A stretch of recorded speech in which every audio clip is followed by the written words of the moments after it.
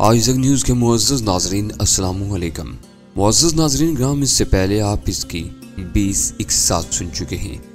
अब किस्त 21 मुलाहिज़ा फरमाएं। आपको साहिल मिल जाएगा मगर मुझे गर्दाफ से निजात न मिल सकेगी। वो बोली, मुझे अच्छे लगते हैं आप। मैं चाहती हूँ कि हम एक दूसरे के बारे में खुशगवार यादें समेटें, एक दूसरे से रुखसत हों ताकि कभी कभी आप मुझे याद कर लिया करें। मेरी कथा सुनकर आप मुझसे बदसन हो गए तो ये दुख मुझे जिंदगी भर तड़पाएगा। मेरे वजूद में सनसनी की एक लहर दौड़ गई। वो जो कुछ कह रही थी मेरे नज़दीक उसका मफहूम बहुत वाज़ेह था, लेकिन बात चिढ़ने के बाद पीछे हटना बुज़दिली के मुतरादिफ था। लिहाजा मुझे कहना पड़ा, तुम्हें मेरी ज़ात से अगर कोई खुशी न मिल सकी तो दुख भी नहीं मिलेगा। तुम जो कुछ भी दिल में छुपाए बैठी हो वो बिला तरद्दुद मुझे बता डालो। आप इसरार कर रहे हैं तो सुने कि मैं तवाइफ की बेटी हूँ। उसने कहा, यह तुम्हारा नहीं, तुम्हारी माँ का कसूर है। अपनी बात कहते हुए मुझे अपनी आवाज़ किसी गहरे कुएं की तह से उभरती महसूस हुई, क्योंकि उस वक्त मेरा ज़हन खला में मुअल्लिक था, उसके किसी बदतरीन इंकिशाफ का मुंतज़िर था। डैडी ने उन्हें देखा, पसंद किया, टूट कर चाहा और फिर शादी कर ली। शारिक दूसरे साल और मैं चौथे साल पैदा हुई। वो खोई खोई से लहजे में बोल रही थी और मैं ये समझने से कासिर था कि उस बंधन के साए में विलादत के बावजूद तवाइफ ज़ादी कैसे हो सकती थी।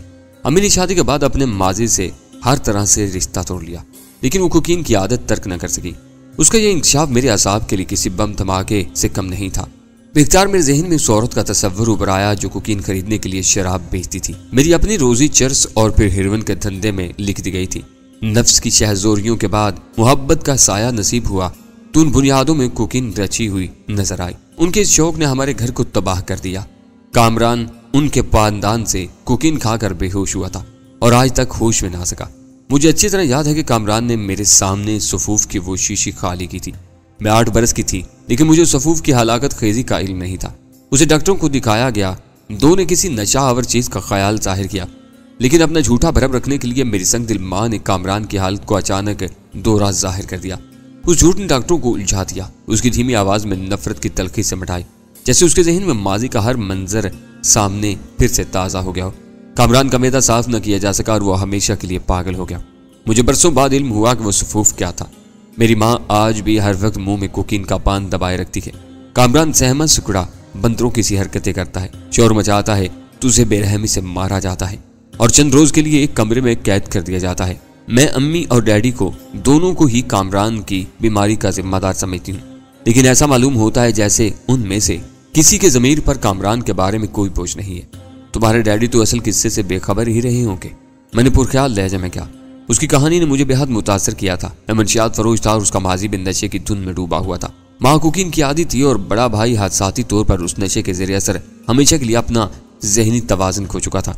अगर झूठे भरम पर गजाला की माँ की ममता हावी हो जाती और वो अपनी बदनामी की परवाह किए बगैर डॉक्टरों को कामरान के बारे में हकीकत से आगाह कर देती तो शायद बर वक्त उस मजलूम के मैदे की सफाई हो जाती और वो पागल होने से बच जाता। लेकिन उस औरत ने अपनी झूठी अना पर अपनी कोख से जन्म देने वाले बेटे की जिंदगी नहायत बेरहमी से कुर्बान कर दी थी। ये गिरा बरसों मेरे जहन में परवान चढ़ती रही। वो उसी तलख लहजा में बोली। मेरे जहन में रोज बरोज उस सफूफ के बारे में तजस्सुस पड़ता रहा जो मेरी माँ के इस्तेमाल में रहता था और जिसे खाकर कामरान पागल हुआ था। उस वाक़े के बाद मुझे पूरे घर में कहीं वो सफूफ नजर न आया। शायद कामरान के साथ पेश आने वाले हादसे के बाद वो मोहतात हो गई थी। कई बरस बाद जब मुझ में जरा सा हौसला पैदा हुआ तो मैंने अलहदगी में डैडी से बात की और मेरे खदशात सुनकर उदास हो गए। मेरे इसरार पर उन्होंने बताया कि अम्मी कुकीन की आती है। कामरान को जो नुकसान पहुंचा था वो पहुंच चुका। उस मामले में गुजरे हुए वक्त को वापस लाना नामुमकिन था और ना ही कामरान का कामयाब इलाज हो सकता था।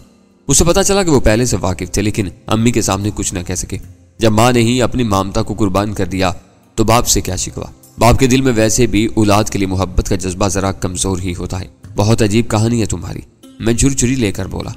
घर के माहौल में अजनबियत और लातालकी इसीलिए तो है कि तुम अपनी माँ को मुजरिम समझती रही हो, लेकिन मेरे नज़दीक ना तुम्हारी माँ का तवाइफ होना जुर्म है और ना कामरान का पागलपन मेरे दिल में लगी हुई चिंगारी को सर्द कर सकता है।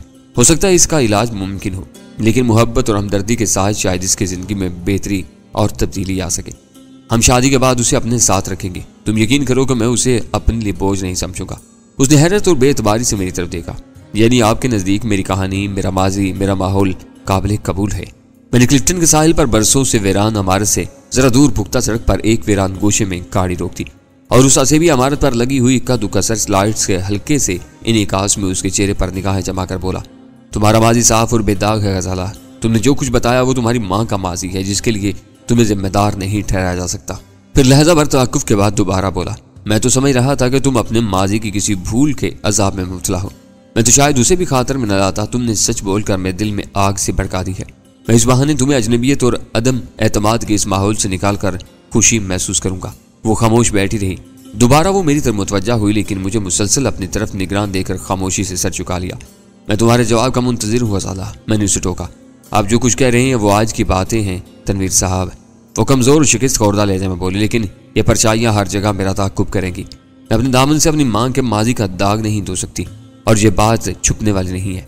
किसी दोस्त या रिश्तेदार की कही हुई कोई बात आपके दिल में नश्तर बनकर छुप सकती है। आप मुअज़्ज़ज़ आदमी हैं, अपने हल्के में किस किस की बात और निगाहों को कब तक बर्दाश्त कर सकेंगे। मुझ में बहुत हौसला है, इसलिए आज भी जिंदा हूँ। बेहतर यही होगा कि मुझे तनहा छोड़ दें। किसी चोर, बदमाश, कातिल या शराबी के साथ मेरी गुजर हो सकेगी, क्योंकि उसमें पहले से दूसरों के ताने सुनने का हौसला होगा, लेकिन वो मुझे कभी ताना न दे सकेगा। चंद सानियों के लिए मैं गुंग होकर रह गया था। फिर रुक रुक कर बोला, अगर मैं कहूँ कि मैं इस कदर मुअज़्ज़ज़ नहीं हूँ जितना नजर आता हूँ, तो तुम्हारा जवाब क्या होगा? उसके होंठों पर तंज़िया सी मुस्कुराहट बिखर गई। मुझे बहलाने की कोशिश न करें तनवीर साहब, मेरी खातिर अपनी ज़ात की नफ़ी और तज़हीक न करें। मैं अम्मी और डैडी की गुफ्तगू सुन चुकी हूँ। डैडी रिटायर्ड हो चुके हैं, कामरान पागल है, और अम्मी का शौक बहुत महंगा है। वो मेरे लिए किसी मोटी असामी की तलाश में है जो उनके लिए भी सहारा बन सके। क्या क्या सुनना चाहते हैं आप मेरी जुबान से? मैं किसी हश्त पाबला की तरह हूँ, लेकिन आपको अपने चुंगल में नहीं फांसना चाहती। मैंने पहली बार नरमी से उसके शाने पर हाथ रख दिया। मेरे असामी बनने या ना बनने का दारोमदार तुम्हारी मर्जी पर मुनहसर होगा। मैंने दुनिया देखी है, फिर तुम मेरा साथ दो तो मैं हर एक से टकरा जाने की सलाहियत रखता हूँ। मुझे मायूस करोगी तो वो न जाने किसके साथ तुम्हारा पल्लू बांध दे और तुम जिंदगी भर दोहरे जहन्नम में सिलकती रहोगी। ये नामुमकिन है। उसका लहजा पुरअज़्म था। उनकी गुफ्तगू सुनने के बाद मैंने दो टूक अल्फाज में उन्हें बता दिया है कि इस बारे में मेरी मर्जी के खिलाफ वो मुझ पर कोई फैसला न थोप सके। इसीलिए मेरे फोन वसूल करने पर पाबंदियां आयद कर दी गई हैं। कोई कॉल करती हूँ तो अम्मी या डैडी में से कोई आसपास मंडलाता रहता है। कभी कभी तो मैं कनूती होकर उस हद तक सोचने पर मजबूर हो जाती हूँ कि कहीं कामरान की तबाही में अम्मी की कोई साजिश न रही हो। उन्होंने सोचा हो कि कामरान को रास्ते से हटाकर मुझे अपने इशारों पर चला सके, क्योंकि वो जिन लोगों में अपना माजी बसर करती रहीं उनके नजदीक बेटियां सोने का अंडा देने वाली मुर्गियां होती हैं। तुमको किसने बताया तुम्हारी माँ के माजी के बारे में? मैंने कदरे तेज लहजे में सवाल किया। मेरे मजीद कुछ कहने से पहले वो बोल पड़ी, मैं उस उम्र से ये सब सुनती आई हूँ जब मुझे उसका मफ़हूम भी मालूम नहीं था। डैडी के दोस्तों के बच्चे तक यही सब कहते थे। बाज़ घरों में मेरा दाखिला तक ममनू था। फिर उस तहकीर अमेज रवैये की बिना पर डैडी दोस्तों से किनारा कश होते चले गए और आज वो बिल्कुल तन्हा है। अच्छी बातें छुपी रह जाती हैं तनवीर साहब, गंदगी उछल कर ऊपर आती है। उसने आहिस्तगी से अपने शाने पर से मेरा हाथ हटा दिया। आपने मुझे जो इज्जत दी उसके लिए मैं ममनून हूँ, लेकिन हम दो मुतवाज़ी रास्तों के मुसाफिर हैं जो कभी नहीं मिल सकते। आप मुअज़्ज़ज़ और नेक आदमी हैं। हाँ, आप कानून या मुआशरे के मुजरिम होते तो शायद मैं आपको अपना सहारा बनाकर खुशी महसूस करती। मैं बेचैनी से अपनी नशिस्त में पहलू बदल कर रह गया और फिर इज़्तिरारी तौर पर सिगरेट सुलगा ली। मैं शराब पीता हूँ ग़ज़ाला। तवील सुकूत के बाद मैंने गहरा सांस लेकर कहा, इतना बारसा नहीं हूँ जितना तुम मुझे समझ रही हो। इस बार उसने मेरी बात काट दी। पीते होंगे? उसका लहजा ठोस लेकिन बेपरवायाना था। आप जैसे मसरूफ कारोबारी लोगों के लिए अपनी बेशुमार उलझनों से फरार के लिए शायद इसी जरूरत रहती है। आपको कोई शराबी नहीं कह सकता। शराबी तो सही मानों में वो होता है जो बीवी का जेवर बेचकर बोतल खरीदता है, पीकर आपे से बाहर हो जाता है और घर पहुंचने की बजाय किसी कूड़ादान में अपना बिस्तर समझकर वहीं दराज हो जाता है। मैं किसी ऐसे आदमी को शायद खुशी से अपना लूं, क्योंकि मैं अम्मी और डैडी की साजिशें नाकाम बना देना चाहती हूँ। उनसे कामरान की दीवानगी का इंतकाम लेना चाहती हूँ। ऐसे तहीदस्त और बेमाया दामाद से भला वो क्या ले सकेंगे? मैं लाजवाब हो गया। बज़ाहिर सीधी सादी और मासूम नजर आने वाली उस लड़की के ख्यालात बहुत पुख्ता थे। उसे अच्छी तरह मालूम था कि उसे किस मौका पर क्या कहना चाहिए। जिंदगी के पुरपीच रास्तों के बारे में उसे खासी मालूमात हासिल थी। तकल्लुफ की दीवार गिरने के बाद वो हर मौजू पर बिला तकल्लुफ बोल रही थी। उसके इस नए रूप से मुझे एक अनोखी सी राहत भी मिली थी। वो बिल्कुल ही नोखे जहन की मालिक नहीं थी, बल्कि अपने गर्दोपेश पर गहरी नजर रखती थी। पुख्ता जहन, ठोस इरादों, दिलकश चेहरे और पुरकशिश सरापा पर मुश्तमिल उस लड़की को अपनाने की ख्वाहिश मेरे दिल में शदीद तर होने लगी। लेकिन मेरी समझ में नहीं आ रहा था कि मैं उसको कैसे इकरार पर आमादा करूं। मजबूरियां और कमजोरियां हर आदमी के साथ होती हैं ग़ज़ाला। मैंने सिगरेट के कई गहरे कश लेने के बाद कदर जज्बाती लहजे में कहा, तुमने साफ गोई से काम लेते हुए मुझे अपने बारे में सब कुछ बता दिया। वो बातें भी बता दी जो शायद कभी मेरे इल्म में न आती, लेकिन तुमने मेरे जाहिर से धोखा खाया है। शायद तकदीर को कुछ यूं ही मंजूर था कि हम दोनों अपने ज़मीर के मुजरमों की तरह यकजा हों, फिर एक दूसरे को अपनी अनकही कहानियां सुनाएं और एक दूसरे की पनाह में आ जाएं। मैं कानून और उसके साथ साथ मुआशरे का भी मुजरिम हूँ। खुदा के लिए। वो मेरी बात काट कर अचानक ही कर्ब आलूद आवाज में बोली, मुझे बहलाने के लिए कहानियां ना तराशें, मैं तनहा हूँ गजाला। मैं उसका हाथ थाम करते इस लहजे में बोला, बिल्कुल अधूरा। अजूम में भी खुद को अकेला महसूस करता हूँ क्योंकि अपनी असलियत सिर्फ मुझे मालूम है। किसी से दिल की बात नहीं कर सकता। मुझे महसूस हो रहा है कि मेरी जात की तकमील सिर्फ तुम्हारे साथ हो सकेगी। मैं तुम्हें बहला नहीं रहा, जो कुछ बता रहा हूँ हकीकत ही हकीकत है। मैं बहुत दुखी हूँ तनवीर साहब, वो उदास लहजे में बोली। कामरान के अलमिया ने मेरी जिंदगी से सब कुछ निचोड़ लिया है। अब तो बस एक ही हसरत है कि कभी मौका मिल जाए तो उन लोगों को चुन चुन कर बेनकाब करूं जो हमारे मुआशरे की जड़ों में जहर दे रहे हैं। हाँ हाँ बोलती रहो, रुक क्यों गई? उसे खामोश पाकर मैंने इस तरारी लहजा में टोका। इतनी देर की गुफ्तगू में पहली बार वो एक ऐसे मौजू की तरफ आई थी जो मेरे लिए दिलचस्पी से भरपूर था। कामरान मेरे सामने है, इसलिए मैं उसके हवाले से सोचती हूँ। वो पुरख्याल लहजा में बोलने लगी, लेकिन उस जैसे न जाने कितने होंगे जो भूल में या दानिस्ता नशे के हाथों बर्बाद होंगे। मेरा बस चले तो इन सब को संसार करा दूं जो दौलत की हवस में नशा आवर चीजों का घनौना धंधा करते हैं। कॉलेज के फंक्शन में मैंने पहली बार सरगर्मी से हिस्सा लिया था क्योंकि उसमें इंसदाद मंशियात के मुजाकरे का प्रोग्राम भी शामिल था। अगर ऐसे हरीस लोगों का पत्ता साफ हो जाए तो फिर किसे चरस, अफीम और कुकिंग मिल सकेगी। अपनी जिंदगी में अगर किसी एक आदमी को भी इस जुर्म में पकड़वा सकी तो मैं समझूंगी कि मैंने अपना मकसद पा लिया। मैं एक गहरा सांस लेकर रह गया। फिर सबसे पहले मुझे सजा याब करवाओ। इस बार वो बुरी तरह चौंकी थी। क्यों? इसलिए कि मैं कानून और मुआशरे का मुजरिम हूँ। मैंने गंभीर मुस्कुराहट के साथ कहा, यह एतराफ मैं किसी के सामने नहीं कर सकता, लेकिन तुम्हें यह जानकर हैरत नहीं होनी चाहिए कि मैं भी मंशियात फरोश हूँ। आप झूठे हैं, मैं नहीं मान सकती। वो बेयकीनी के अंदाज में बुड़बुड़ाई, आप इस वक्त जज्बात की रोह में बहके हुए हैं और हर कीमत पर मुझे अपनाने पर तुल गए हैं, इसीलिए नकरदा गुनाहों का बोझ अपने सर थोपने पर आमादा है। लेकिन आप भूल गए, वरना शायद किसी कत्ल का एतराफ करते। मैं किसी चोर, कातिल, बदमाश या शराबी के साथ तो गुजारा कर सकती हूँ, लेकिन किसी मंशियात फरोश के साथ हरगिज़ नहीं। मेरी खातिर आप अपनी जात को इतना आलूता न करें। मैं कमाता भी हूँ, उड़ाता भी हूँ। मैंने इग्निशन ऑन करते हुए बोझल लहजे में कहा, लेकिन अपनी तन्हाई में किसी को शरीके सफर बनाने के बारे में कभी ना सोच सका क्योंकि मैं दोहरी जिंदगी गुजार रहा हूँ। मेरा जाहिर किसी आईने की तरह शफाफ है, लेकिन बातिन धुंधलाया हुआ है। यह ना झूठ है और ना जज्बात की रोह में कही हुई कोई सरसरी बात। वो हैरत से मेरी तरफ देखती रही जैसे मैं उसके सामने कोई अजूबा रहा हूँ। फिर उदास लेकिन तहय्युर ज़दा लहजे में बोली, मेरे लिए यह बात नाकाबिले यकीन है, लेकिन आप संजीदा है, अगर मुनासिब समझे तो दिल का बोझ हल्का कर लें। मैं यकीन दिलाती हूँ कि आपकी ये गुफ्तगू हमेशा एक राज बनकर मेरे सीने में दफन रहेगी। मैंने इग्निशन ऑफ कर दिया। मेरे ज़हन में अपने माजी का एक एक लम्हा यूं मुजस्सम होने लगा जैसे किसी स्क्रीन पर उन वाक़यात की फिल्म चला दी गई हो। गज़ाला, मैं नहीं जानता कि मैं कौन हूँ, लेकिन मुझे इतना पता है कि मुझे अपने इस वतन से मोहब्बत है। इस वतन की खातिर मैंने बड़ी बड़ी कुर्बानियां दी हैं। मेरा बचपन एक गांव में गुजरा था। उस गांव से चलते हुए बस एक ही ख्वाहिश थी कि मैं अमीर तरीन बन जाऊं, लेकिन वक्त के साथ चलते चलते पता नहीं कब सब कुछ पीछे रह गया। दौलत बेमानी हो गई, नाम हैसियत किसी मकाम पर ना पहुंच सका और मैं मुल्क दुश्मनों से टकराने लगा। उनसे टकराने के बाद मेरी जिंदगी में एक नया मोड़ आया, एक ऐसा मकाम जहां पर मुझे अपनी शनाख्त, अपना नाम, सब कुछ खोना पड़ा। मुझे एक बार पाकिस्तान छोड़कर भी निकलना पड़ा। मैंने अपने माजी में इतने प्यारों को खोया है कि शायद ही अब दोबारा किसी को खो सकूंगा, क्योंकि बड़े अरसे के बाद मेरे दिल में एक मोहब्बत की कोंपल फूटी है। अगर ये मोहब्बत फिर से हादसों की नजर हो गई तो मुझे लगता है कि मैं जी नहीं पाऊंगा।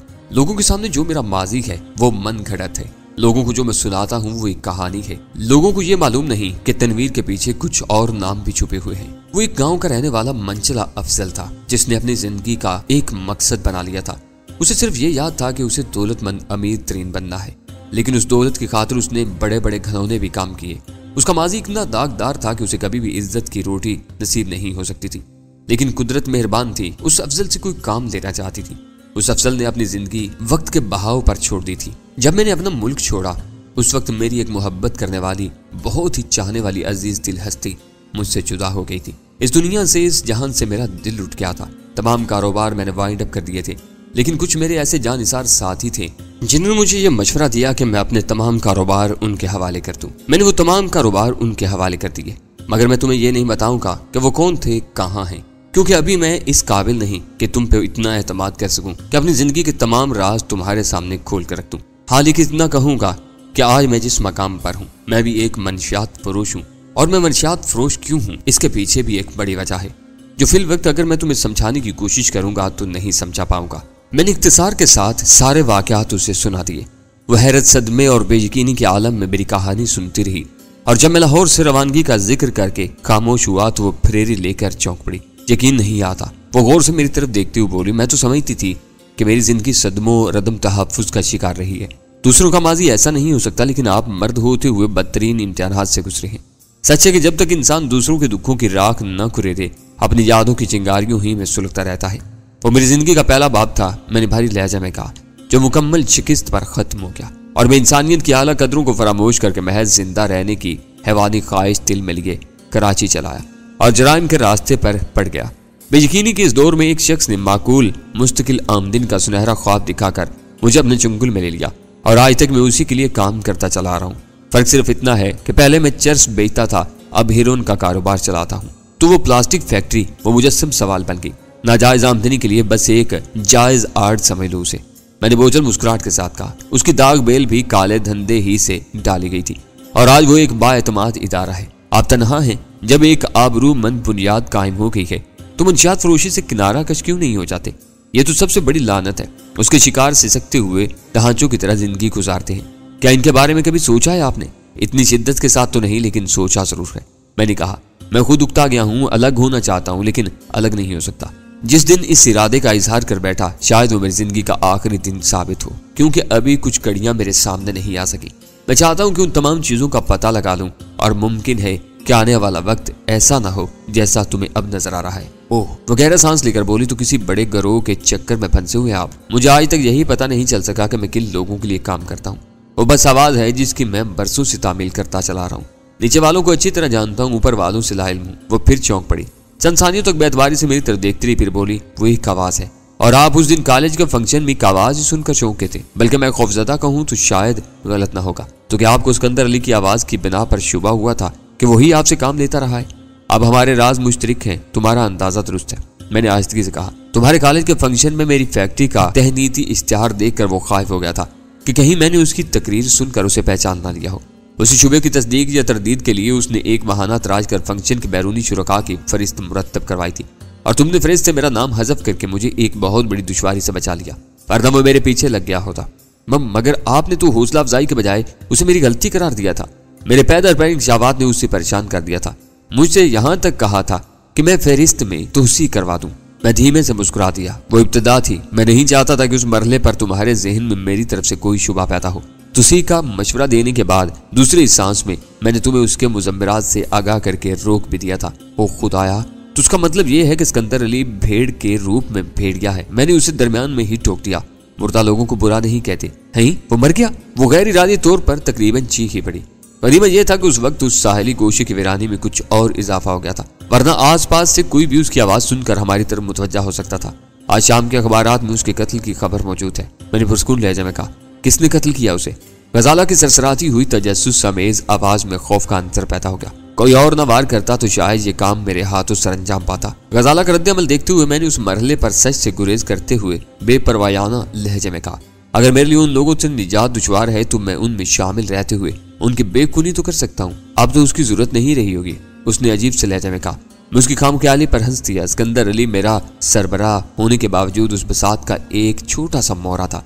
उसकी बागडोर किसी और के हाथ में थी। अब वही मेरी तवज्जा का मरकज बनेगा। मुझे अब तक यकीन नहीं आ रहा कि मैं कोई ख्वाब नहीं देख रही। वो थके हुए लहजे में बोली, आपकी तो कहानी अजीबो गरीब है। मेरे लिए बहुत सनसनीखेज तजुर्बा होगा आपके साथ किसी गिरोह में शामिल होकर उसके मफादात के खिलाफ काम किया जाए। मेरे दिल में मुसर्रत की एक लहर सी तोड़ गई। उसने बिलवास्ता अल्फाज में अपनी रजामंदी का इजहार कर दिया था। मैंने इंजन स्टार्ट किया और कार वापसी की राह पर डालते हुए बोला, ये लोग बेहद मुनज्जम हैं, खुद अंधेरे में रहकर सारा काम चला रहे हैं। कोई उफ्ताद आती है तो नीचे वाले उसका शिकार होते हैं। कानून उनके सामने बेबस है। उन्हें बेदस्तों पा करके मुझे बहुत खुशी होगी, लेकिन ये काम बहुत सब्र आजमा है। फिलहाल उनकी सफों में अपनी जगह बरकरार रखने के लिए मुझे उनकी हदायत पर चलना होगा। मुझे घर के करीब ही उतार दे, आज बहुत देर हो गई है। उसने कहा, लेकिन कल शाम मैं घर पर आपका इंतजार करूंगी। तुम्हारे वालिदैन को एतराज तो नहीं होगा? मैंने हैरत से सवाल किया। मैं आज ही उन्हें अपने फैसले से आगाह कर दूंगी। उसका लहजा कदर तलख हो गया। उसके बाद एतराज की कोई गुंजाइश बाकी नहीं रह जाएगी। उनका खौफ उस वक्त तक था जब मैं संजीदा नहीं थी। थोड़ी देर की खामोशी के बाद उसने फिर मेरी मसरूफियात के बारे में गुफ्तगू छेड़ दी और मैं उसके सारे सवालात के दुरुस्त जवाबात देता रहा। पूरी गुफ्तगू में मैंने उससे सिर्फ एक ही बात छुपाई थी कि सिकंदर अली का कातिल मैं खुद था। मेरा ख्याल था कि उस मरहले पर इतना बड़ा इंकिशाफ कहीं उसका सारा जोश ठंडा ही न कर दे। गजाला से उस दो टोक गुफ्तगू ने मेरी कायनात ही बदल कर रखती थी। यूं तो जब से मैंने उसे पहली बार अपने दफ्तर में आपदा के साथ देखा था वो मेरी निगाहों में समा गई थी। और मैं अक्सर उसके बारे में सोचता रहता था। लेकिन उसकी खुशनुदी हासिल हो जाने के बाद मुझे यूं महसूस हो रहा था जैसे मेरी बेकैफ जिंदगी में अचानक रंग ही रंग खिल उठे हों। उससे पहले मेरी जिंदगी में सिर्फ नाज़ की कोई वक़्त नहीं रही थी। हमेशा से उसे खिलौना समझता आया था। फिर जिनको मैंने जाना था उनका किरदार भी कराहत आमेज था और एक ऐसी हस्ती थी जिसे मैंने अपने माजी में चाहा था वो मुझसे बिछड़ गई थी। जाहिरी चमक दमक और सिक्कों की खनक कहीं भी उनके कदमों की जंजीर बन जाती थी। उनसे वक्ती बहलावे के अलावा मैं कभी कोई आसूदगी हासिल नहीं कर सका था। लेकिन ज़ाला ने इन हालात में पहली बार मुझे दोबारा से चाहने और चाह जाने की लज्जत से रोशनास किया था। उसे घर के करीब छोड़ने के बाद मुझे महसूस हो रहा था कि उससे पहले मैं बिल्कुल ही बेमकसद जिंदगी गुजार रहा था। दुनिया में कोई ऐसा नहीं था जिसके जज्बों और तमन्नाओं का मरकज सिर्फ और सिर्फ मेरी ज़ात होती।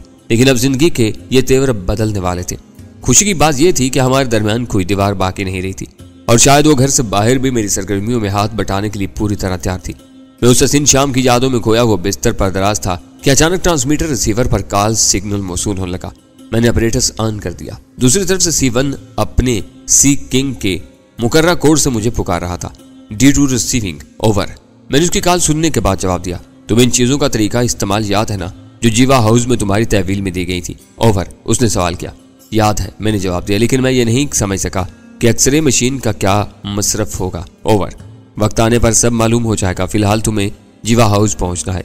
10 बजे MT300 पर कोई अहम कॉल आएगी। ओवर। MT300? मैंने हैरत से दोहराया। ये किस चीज का जिक्र कर रहे हो तुम? ओवर। मुझे सिकंदर अली से मालूम हो चुका था कि MT300 एक मवासलाती ऑपरेटर था, लेकिन C1 ने वो सामान मेरे हवाले करते हुए उसे मखसूस नाम के बजाय उसके लिए ट्रांसमीटर का नाम इस्तेमाल किया था। लिहाजा मैंने उस नाम पर हैरत का इजहार जरूर समझा, क्योंकि वो चालाक लोग थे और उनसे कुछ बात नहीं था कि कब और किस तरह मेरा इम्तिहान ले बैठते। MT300 वो ट्रांसमीटर रिसीवर कहलाता है जो मैंने जीवा हाउस पहुंचाया था। 10 बजे तुम उसे ऑन करके कॉल के मुंतजिर रहोगे। ओवर। और उसका एंटीना? ओवर। मैंने सवाल किया।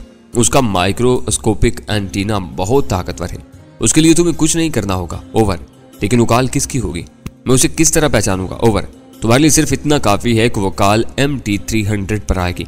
उसने एक एक लफ्ज पर जोर देकर कहा। मुझे जो कुछ कहा गया वो मैंने तुम तक पहुंचा दिया है। Over and all. ऑपरेटर्स पर सिर्फ रेडियाई शोर बाकी रह गया था, लिहाजा मैंने उसे ऑफ कर दिया। मैंने रस्टवाइज देखी तो मेरे पास बहुत कम वक्त रह गया था, लिहाजा मैंने लिबास तब्दील किया और जीवा हाउस के लिए रवाना हो गया। उस इमारत के मुहाफिज उस वक्त भी अपनी जगहों पर मुस्तैद थे। उनमें खूबी यही थी कि किसी की मौजूदगी या गैर हाजिरी की परवाह किए बगैर फर्जशनासी के साथ अपना काम सरअंजाम देते रहते थे। लिहाजा पहले ही हार पर इमारत का पार्टी खोल दिया गया। कार पोर्च में छोड़कर मैं इमारत में दाखिल हुआ और कमरा नंबर 3 का कुफल खोलकर बदिक्कत तमाम फोटो सेल की जद से बचकर अंदर दाखिल हो गया। मुझे उस हिफाजती आले की तनसीब का इल्म था, लिहाजा मैं तो उसकी जद से बचने में कामयाब हो गया था। लेकिन मुझे पूरा यकीन था कि बेखबरी में अंदर दाखिल होने की कोशिश करने वाला कोई भी शख्स उससे नहीं बच सकता था। उस कमरे में हर चीज यूं की तूं मौजूद थी। न केस्ट प्लेयर चला था और न खुदकार कैमरे की फिल्म का नंबर तब्दील हुआ था, जिसका मतलब था कि उस कमरे में हस्ब तवक्को किसी किस्म की मुदाखलत नहीं की गई थी। मैं सिगरेट सुलगाकर कमरे में मौजूद सामान का जायजा लेने में मसरूफ हो गया। खुदकार कॉल रिकॉर्डर C1 अपने हाथों से MT300 से मुंसलिक कर गया था, लेकिन उस ताकतवर ऑपरेटर्स पर किसी राब्ते के आगाज से पहले उसे ऑन नहीं किया गया था। उस आले में ये खूबी थी कि अगर उसे ऑपरेटर्स के साथ ऑन कर दिया जाता तो MT300 पर पैगाम वसूल होते ही रिकॉर्डर चल पड़ता और 3 मिनट बाद खुद ब खुद रुक जाता। उस तरह मेरी गैर मौजूदगी में भी उन आलात पर मेरे लिए हदायत छोड़ी जा सकती थी। ठीक 10 बजे मैंने धड़कते दिल के साथ ऑपरेटर्स ऑन कर दिया। वजनी आहनी आले पर मुख्तलिफ अलामती रोशनियां नमदार होते ही बंद कमरे की महदूद फिजा में रेडियाई लहरों का धीमा धीमा शोर गूंजने लगा। मुझे यकीन था कि इस बार तंजीम के बड़ों में से कोई मुझसे मुखातिब होने वाला था और ये मेरे लिए एक नेक शगुन था। B1 calling for D1। Over. कुछ ही देर बाद रेडियाई शोर में एक धीमी और सपाट मर्दाना आवाज उभरी, जिसका एक एक लफ्ज वाज़ेह था। D1 receiving sir. ओवर। मैंने धड़कते दिल के साथ बटन दबाकर अपना जवाब नशर किया। फिर फौरन ही मुझे अपनी गलती का भी एहसास हुआ कि मरातिब का तयन मैंने अपने अंदाजे से किया था, जिसकी तस्दीक सिकंदर अली से हुई थी, जबकि तंजीम की तरफ से मुझे कुछ नहीं बताया गया था कि आपस में बड़े छोटे की क्या शनाख्त होगी। बस इस रवैये का एक ही जवाब हो सकता था कि D1 के तौर पर मैं पहले B4 को जवाब दे था, लिहाजा B1 भी मुझसे अफजल हो सकता था। लेकिन दूसरी तरफ से मेरे अंदाज पर तवज्जो नहीं दी गई। हालात एकदम बिगड़ गए हैं। रिसीवर पर वही धीमे और सपाट आवाज गूंज रही थी। B4 को हलाक कर दिया गया है। कुछ लोग हमारे पीछे लग गए हैं। अब सबको मोहतात रहना होगा। कल नेशनल हाईवे से ट्रक नंबर BR039 के जरिए एक बड़ी खेप आ रही है। तुम्हारे आदमियों को ठीक 5 बजे 18वें संग मील पर स्याह रुमाल लहराकर उसे रोकना है। ड्राइवर मुर्ग जरी का हवाला देने वाले की हदायत पर अमल करेगा। उस माल की फौरी तकसीम के बाद तुम लोगों को किनारा कश हो जाना है। बाकी हदायत बाद में मिलेंगी। इस दौरान में तुम MT 300 पर हर शाम 7 बजे से 7:30 तक मौजूद रहोगे। ओवर। मैं समझ गया सर, मैंने सादतमंदाना लहजा में जवाब दिया, लेकिन ये नहीं समझ सका कि B4 के दुश्मन कौन हो सकते हैं। वैसे आज शाम के अखबारात में सिकंदर अली के कत्ल की खबर शाया हुई है। इससे तो B4 का कोई ताल्लुक नहीं था। ओवर। चाहे तुम्हें यह सुनकर हैरत हो कि वही तुम्हारा B4 था। B1 का जवाब सुनते ही मेरे लोगों पर आसूदा मुस्कुराहट फैल गई। उसने अपनी एक बड़ी गलती की सजा भुगती है। अगर उसका फैसला अल्तवा में न डाला जाता तो शायद कातिल कभी उस तक न पहुंच पाता। अब फिक्र उस बात की है कि कत्ल से पहले उसने B4 से न जाने क्या कुछ उगलवा लिया हो। ओवर। मेरे लिए यह समझना दुश्वार नहीं था कि फैसला अल्तवा में डालने का क्या मतलब था। B1 को खलिश थी कि उसने या उससे ऊपर वालों ने फौरी सजा के बजाय सिकंदर अली को जिंदा क्यों रखा। अगर तारिक की तरह उसे भी मार दिया गया होता तो कम अज कम बाहर का कोई आदमी उस पर हाथ डालने में कामयाब न हो सकता। हम मोहतात रहेंगे सर, मैंने जवाब दिया। तारिक के बाद हमको दूसरा सदमा पहुंचा है। ओवर। तारिक मामूली आदमी था, लहजा कदरे बिगड़ गया। उसका सही वक्त पर सही फैसला कर लिया गया था। B4 की अहमियत किसी फौरी फैसले में माने रही। बहरहाल उन बातों से तुम्हारा कोई ताल्लुक नहीं। तुम अपने काम से काम रखो। हालात की नजाकत के पेश नजर तुम्हें फौरी तौर पर इख्तियारात दिए जा रहे हैं। अब तुम बराह रास्त मेरे ताबे होगे। C1 तुम्हारी हदायत और मशवरों के मुताबिक तुमसे ताउन करता रहेगा। निचले दर्जे पर माल की तकसीम का काम D2 के सुपुर्द कर दो। अब तुम B4 और वो D1 कहलाएगा, लेकिन उसे अपना नंबर 2 मुंतखब करने की जरूरत नहीं। वो बदस्तूर दूसरे लोगों से बराह रास्त काम लेता रहेगा। ओवर। लेकिन फिलहाल तो कल की खेप के बाद कोई काम ही नहीं रहेगा सर। ओवर। D2 के नीचे वालों को इस सूरत हाल का अंदाजा नहीं होना चाहिए। उन्हें खूबसूरती से उलझाए रखना होगा। यह मामला तुम्हें तुम्हारी स्वाबदीद पर छोड़ना होगा। इस वक्त शहर में सुकून है, लेकिन एडिक्शन क्योर सोसाइटी हमेशा इंसदादी सरगर्मियों में पेश रही है। सरकारी लेवल पर भी उसे तस्लीम किया जाता है। तुम्हें एहतियात देकर उसमें रसूख हासिल करना है। सिकंदर अली उसका ताहयात रुकन बना हुआ था। फुर्सत के औकात में तुम उस तरफ तवज्जो देने के साथ एचले हाउस के लिए आदमी तैयार करो, क्योंकि अगले हफ्ते माल रवाना होना है। ओवर। बेहतर सर, मैंने जल्दी से कहा। शायद आपको माहिरीन के इजलास की रिपोर्ट मिल गई होगी। वहां जर्मन नुमाइंदे ने इंकशाफ किया था कि डॉक्टर PJ डाल्टन को मोमन खान के लिए काम करने पर आमादा करने वाली बरतानवी निजाद लड़की का नाम वीरा लाइट था, जबकि टोक्यो में मुझसे मुआवलात तय करने वाली का भी यही नाम था। यह नुक्ता मुसलसल मेरे जहन में छुप रहा है। ओवर। सोचना अच्छी बात है, लेकिन तुम फजूल बात पर सर खुपा रहे हो। तुमसे मिलने वाली फर्जी नाम से सफर कर रही थी। अगर एचले हाउस वालों की रसाई मोमन खान जैसे लोगों तक होती तो हमसे कारोबार न कर रहे होते। उसका जवाब मुंतकी था, लेकिन मेरा जहन उस अजीबो गरीब यकसानियत को इत्तेफाक तस्लीम करने पर फिर भी आमादा ना हो सका। उसके रवैये से जाहिर हो रहा था कि वो उस बात को अहमियत देने को तैयार नहीं। लिहाजा मैंने मजीद किसी सवाल का इरादा तर्क कर दिया। चाहे तुमने गौर नहीं किया कि उस इजलास में शुरू से आखिर तक बेसरो पाक गुफ्तगू होती रही। वो कह रहा था, बड़ी ताकतों का बस चले तो वो दुनिया में रुनमा होने वाली कुदरती आफात का इल्जाम भी एक दूसरे पर आयद करने लगे। अब तुम एक नंबर नोट कर लो, ये लाहौर का नंबर है। उसके अल्फाज सुनते ही मेरा दिल खोपड़ी में थमकने लगा, और जब उसने नंबर बताया तो मैं हैरान रह गया, क्योंकि उस नंबर पर मैं एक बीमार और उम्र रसीदा औरत से बजाते खुद गुफ्तगू कर चुका था। इस पर इंतहाई हंगामी जरूरत के तहत तुम रात 1 से 3 बजे तक अपने कोड के तहत कोई भी पैगाम देकर हदायत ले सकते हो। यह ख्याल रहे कि यह नंबर बदतरीन हालात में रहनुमाई के लिए है। बिला वजह राब्ते की कोशिश करोगे तो अताब को दावत दोगे। आम हालात में MT 300 पर मुझसे बात कर सकते हो। इन्हीं मौजूआत पर मुख्तसर सी वजाहती गुफ्तगू के बाद B1 ने सिलसिला मुनक़ते कर दिया। मेरी वकाल बहुत अहम साबित हुई थी। सबसे पहली बात यह थी कि सिकंदर अली के कत्ल ने उन्हें बुखला कर रख दिया था, और वो हिफ्ज़ मुक़द्दम के तौर पर कारोबार से आर्जी तौर पर दस्तबरदार होने के लिए तैयार हो गए थे। लेकिन उनके अज़ाम बदस्तूर बुलंद थे। दूसरी तरफ वीरा लाइट के नाम की 2 जगह मौजूदगी ने मुझे जिस उलझन में डाला हुआ था वो ऊपर वालों को भी होनी चाहिए थी। लेकिन B1 ने उस नुक्ते को जिस सरसरी अंदाज में भुगताने की कोशिश की थी, उसे जाहिर होता था कि वो अकल से बिल्कुल आरी है, मगर वो तंजीम का एक जिम्मेदार रुकन था। अपने नाजुक फराइज की बुनियाद पर उसकी जहानत हर शुबे से बाला थी। उसे एक ही नतीजा अखज़ किया जा सकता था कि वो मुझे उस राज में शरीक करने पर आमादा नहीं था। वीरा लाइट और उसकी सरगर्मियां उस वक्त मेरे लिए सानवी नोयत की थी। फौरी अहमियत इस बात की थी कि उन लोगों का तरीकाकार बतदरीज सामने आता जा रहा था। शहर में बाहर से माल की तरसील बराह रास्त B1 की जिम्मेदारी थी। शहर पहुंचने तक ड्राइवर को भी इल्म न होता कि दूसरे माल में छुपाई हुई हेरोइन कहाँ पहुंचानी है, बल्कि मुझे तो ये भी शुबा होने लगा था कि ड्राइवर को कुछ खास थैलों का इल्म तो हो सकता था, लेकिन ये मालूम न रहा हो कि वो बालाई इलाके से उन थैलों में क्या लेकर चला है। फिर शहर से 18 मील परे C1 के आदमी ड्राइवर से मिलकर किसी महफूज मकाम पर माल के थैले हासिल कर लेते और उन्हीं में से कोई वो माल जीवा हाउस में जहांगीर के हवाले कर देता। एक तरफ पुलिस, आबकारी और दूसरे सरकारी महकमों की इज्जत से महफूज रहते हुए ये गैर कानूनी मशागल जारी थे, और दूसरी तरफ रिडक्शन क्योर सोसाइटी जैसे नेक नाम इदारों में घुसकर सरकारी और निजी रुझानात पर कड़ी निगाह रखी जा रही थी। मुझे महसूस हो रहा था कि गजाला मेरे साथ मिलकर उस सूरत हाल से लुत्फ अंदोज होगी और उसके साथ मिलकर मैं उस तंजीम में आखिरकार ऐसे मनसब तक पहुंचने में कामयाब हो जाऊंगा जहां मेरे एक इशारे पर सारा निजाम धर्म बरम होकर रह जाएगा। A2 के बारे में भी मामला साफ हो गया था। शायद सिकंदर अली को भी वो नंबर किसी आड़े वक्त के लिए दिया गया था, लेकिन मैं उसकी डायरी से वो नंबर ले उड़ा। नंबर लाहौर ही का था। उसका मकसद था कि खुद को मरीज और तनहा जाहिर करने वाली औरत का दामन साफ नहीं था। उसने मुझसे खुद कहा था कि वो किसी मर्द के बगैर उस नंबर वाले मकान में रहती है, और मैं उसके इल्तिजा आमेज लबो लहजे से धोखा खा गया था। रात के 1 से 3 बजे के दौरान या तो वो खुद A2 के रूप में पैगामात वसूल करती थी, या फिर रात की तारीकी में उसका कोई शनासा वहां पहुंचकर अपने मामूलात निपटाता था। सूरत हाल जो भी रही हो, C1 के अलावा एक और चेहरा मेरे सामने बेनकाब हो चुका था। अब यह मेरी सहूलत पर मुनहसर था कि मैं उस पर कब जर्ब लगाने का फैसला करूं। जहां तक एशियन सिंडिकेट लिमिटेड नामी कारोबारी इदारे का ताल्लुक था, मैंने उसे भुला दिया था। उसके बारे में लाहौर पहुंचे बगैर छानबीन आसान नहीं थी।